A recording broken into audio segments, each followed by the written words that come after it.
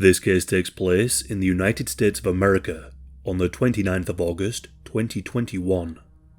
Janae Gonier was a 33-year-old woman who lived in Texas. From a young age, Janae had what her family described as an entrepreneurial spirit. Her father later recalled times when she would style people's hair in the garage for money, and she did quite well. Growing up was a little unstable for her. Her mother and father broke up, and she would spend much time journeying from LA to Texas to see them both. This instability caused some issues with her school life, but nothing too extreme. After finishing high school, Janae trained to become a dental assistant, but she ended up moving to Las Vegas with her boyfriend at the time. It was in Las Vegas that she became a dancer in clubs under the moniker Mercedes Moore.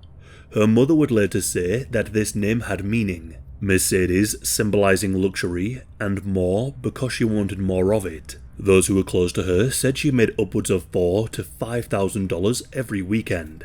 Janae was also a very social person. She was friends with stars such as Drake, 50 Cent, Cardi B, and more.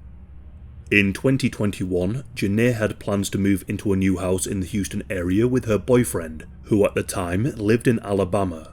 Around this time, Janae spoke to her younger sister London and told her that she was excited about her future and wanted to get married and have kids. She also had a very successful OF and was sponsored by a number of fashion brands which she promoted through her social media platforms, earning herself a decent amount of money. With this success, she had plans to roll out a leggings line and a hair extensions line, promoting them through her large fan base of over 2 million followers on Instagram, with many more followers on other sites. Friends of Janae described her as perfect makeup, perfect hair, and beautiful. They also said she was a party person who had a lot of energy and always wanted to make people around her feel happy. As her popularity grew, so did her security concerns. On occasion, she would have some issues. She had a couple of stalkers, and her followers had doxed her several times, which prompted her to move address. As a result of this, she and another model friend learned some self-defense just in case they would ever need it.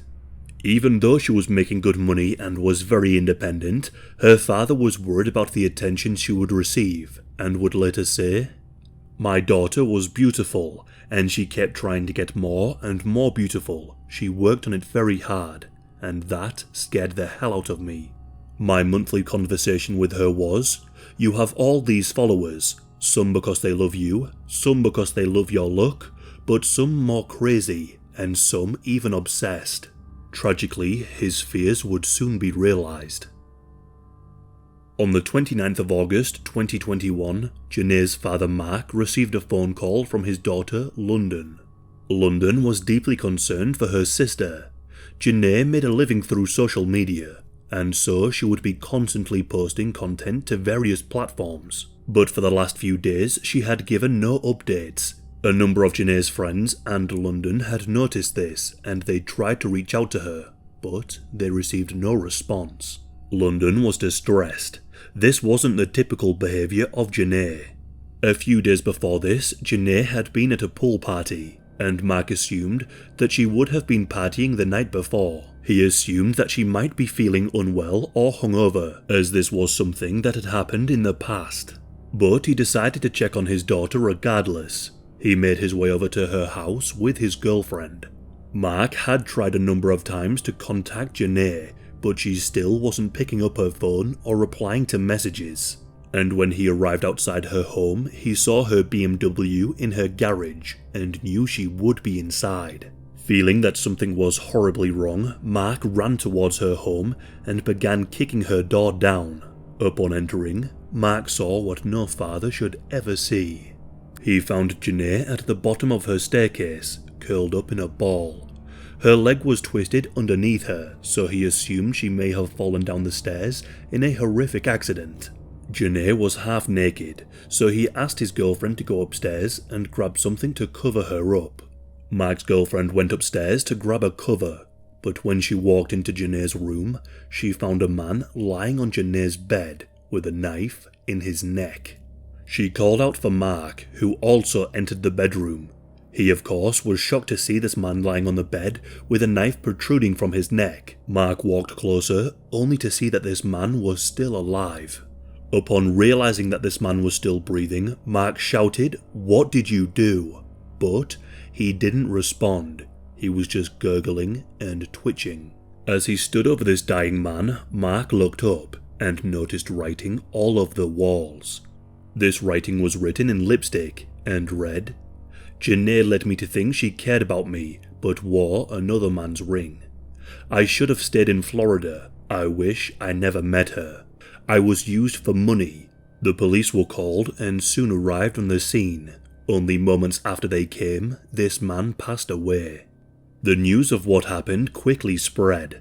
Her sister London took to Instagram and wrote a heartfelt post in honor of Janae, which read, "Yesterday was the worst day of my life. My heart is gone, my soul is gone." It didn't take long at all for rumours to begin to spread, with many misinformed people speculating how she died. This resulted in many untrue stories circulating, and many YouTubers treating her death like petty drama tea videos. Some claimed that she had died from AIDS, or that she had been robbed and killed by dancers who had set her up.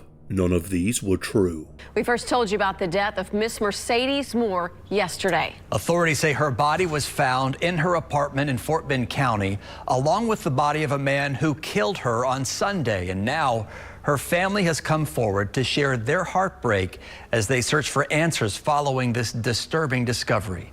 KPRC2's Jacob Rascone live in Richmond tonight with the new details. Jacob? The family says they hadn't heard from her for a couple days, so they showed up here to the apartment complex. When no one answered when the dad knocked, he kicked the door in and said he found his daughter there on the floor, already deceased, and her killer upstairs with a knife in him, still alive. She was special. Just like she had a few million followers, that's all fine and good, but she was a person, and we miss her a lot. Searching us out to get the facts. Janae was loved, funny, goofy, crazy as hell.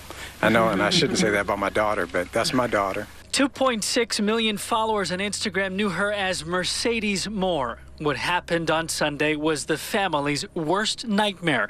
Attacked, they say, by a stalker. How this guy found her, I don't know, but me walking in and finding my daughter and finding him was just something that a parent should never be. Those close to Janae held a vigil in her honor, and Drake dedicated the album Certified Lover Boy to her. Investigators got to work to uncover what exactly happened and to find out who this man was.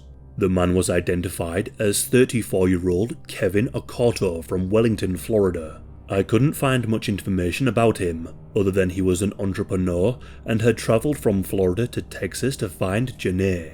His previous criminal history didn't involve any violent offences and only included a string of minor traffic violations.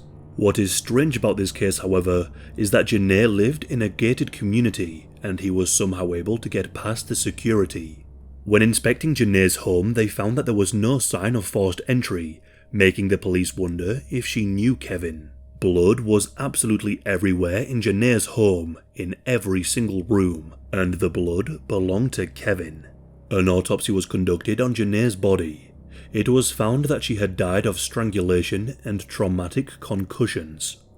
The main rumour that instantly began to travel around on social media was that she had known her attacker personally, despite the fact that the police had explicitly stated otherwise. People tried to claim that she was working as an escort and that the meeting with Kevin had gone sour. As of right now, these claims are unsubstantiated. Those close to Janae vehemently deny that any kind of intimate relationship took place or that any contact with Kevin even occurred. One of her friends would say, "She's got 2.2 million followers, gets booked to go to the club, and she's making a lot of money. She probably has 5 streams of income. She didn't need to jeopardize herself by escorting." There isn't a whole lot of information about exactly what happened on the day that Janae died, and to some extent, there does seem to be some mystery still attached to this case. But here is what I could find.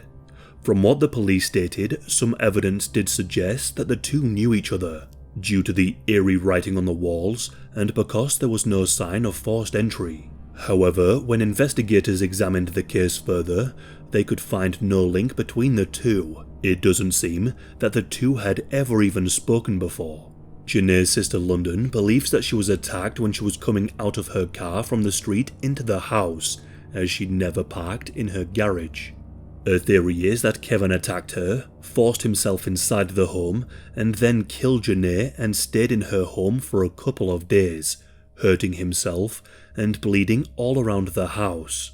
He then wrote on the walls with lipstick and stabbed himself in the neck and chest a number of times, taking his own life.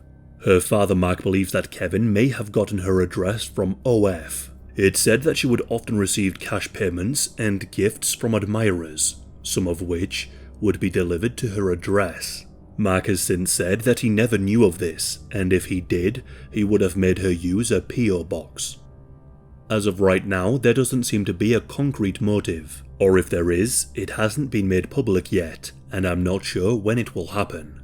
Right now the family states that Kevin was stalking Janae and was a Crazed fan who travelled all the way from Texas to attack and kill her. Many people who have commented on this case have said some incredibly distasteful things, stating that Janae deserved what happened to her because of her lifestyle and that it's her own fault she got murdered.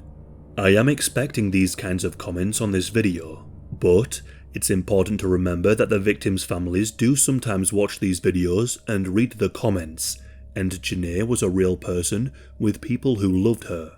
The family of Janae described her as a dependable and loving big sister, a daddy's girl, and her mother's best friend. They said, "She was so famous in her world and so loved in ours."